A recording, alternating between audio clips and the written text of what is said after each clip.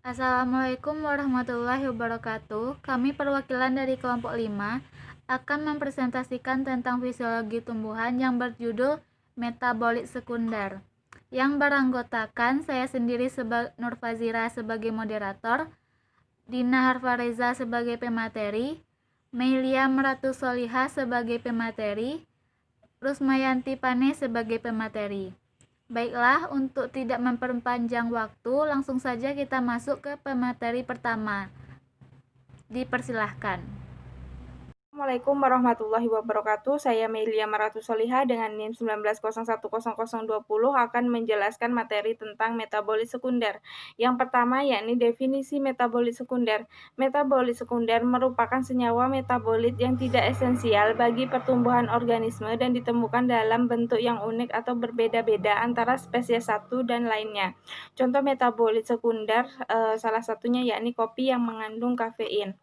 Yang poin kedua, kelompok metabolit sekunder. Pertama, terpenoid. Sebagian besar senyawa terpenoid mengandung karbon dan hidrogen serta disintesis melalui jalur metabolisme asam mefalfonat.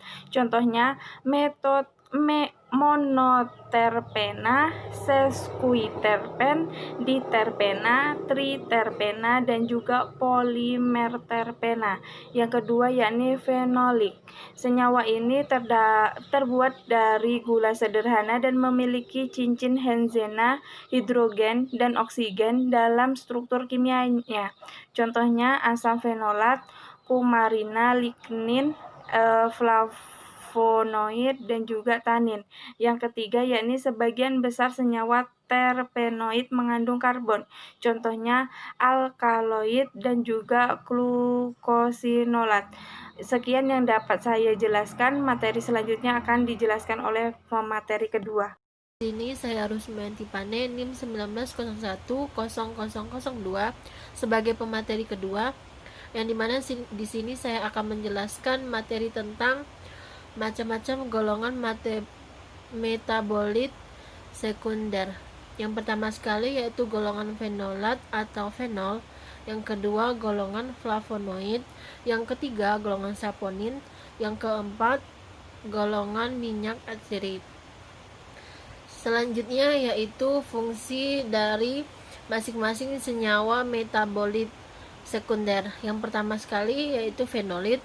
Pada industri makanan dan minuman, senyawa fenolik berperan dalam memberikan aroma yang khas pada produk makanan dan minumannya, sebagai zat pewarna makanan dan minuman, dan sebagai antioksidan. Pada industri farmasi dan kesehatan, senyawa ini banyak digunakan sebagai antioksidan, antimikroba, anti kanker, dan lain sebagainya. Contohnya saja obat anti kanker atau podofilotoxan, anti malaria atau quinina, dan obat demam atau aspirin. Selain itu, senyawa fenolik sangat penting untuk pertumbuhan dan reproduksi tanaman, di mana direproduksi sebagai respon untuk mempertahankan tanaman dari serangan terhadap patogen. Selanjutnya yang kedua, saponin. Banyak saponin diketahui antimikroba untuk menghambat jamur dan untuk melindungi tanaman dari serangga. Saponin dianggap sebagai dari sistem pertahanan tanaman dan dengan demikian dimasukkan dalam kelompok besar mol pelindung pada sel tumbuhan. Baiklah, langsung saja pada materi selanjutnya yaitu flavonoid. Dianggap berasal dari rutin glikosida flavonal yang digunakan untuk menguatkan susunan kapiler, menurunkan permeabilitas dan fragilitas pembuluh darah dan lainnya.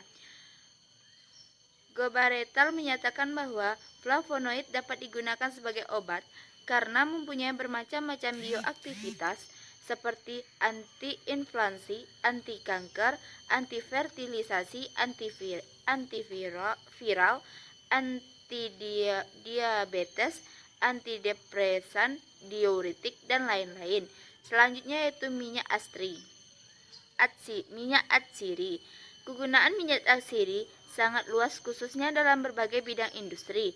Contohnya antara lain dalam industri kosmetik, industri makanan, industri farmasi atau obat-obatan, dalam tanaman, Minyak atsiri mempunyai 3 fungsi, yaitu membantu proses penyerbukan dan dengan menarik beberapa jenis serangga atau hewan, mencegah kerusakan tanaman oleh serangga, dan sebagai cadangan makanan dalam tanaman.